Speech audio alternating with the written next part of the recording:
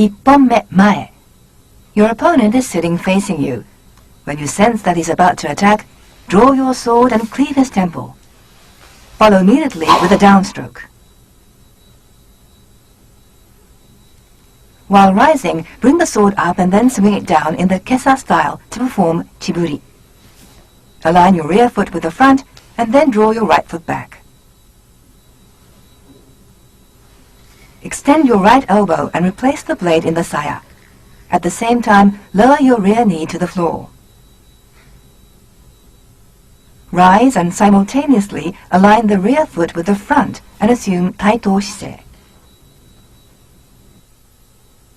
And now the main points of Ippon me. When striking your opponent's temple, make sure that the saya is pushed way back. Bring the sword up close to your left ear and over your head, as if to thrust to the rear. The sword should be parallel to the floor. On completion of the downstroke, the kisaki is slightly lowered. At the end of the chiburi action, the kisaki is pointing downwards at an angle of about 45 degrees. Ippon me mae. When striking at the adversary's temple, the kisaki is too low.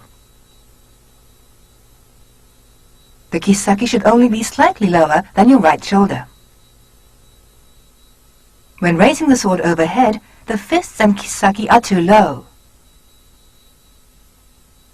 The sword should be parallel to the floor. If the sword is held this way, the kisaki becomes too low. Slightly tighten the hold of the little finger of your left hand. When raising the sword overhead, turn the wrist slightly inwards, raising the blade close to the left ear as if to thrust to the rear. On completion of the downstroke, your left fist should be level with your navel, the kisaki is slightly lowered. On completion of chiburi, the kisaki is too high. The right fist should be level with the left, with the kisaki pointing downwards at an angle of about 45 degrees.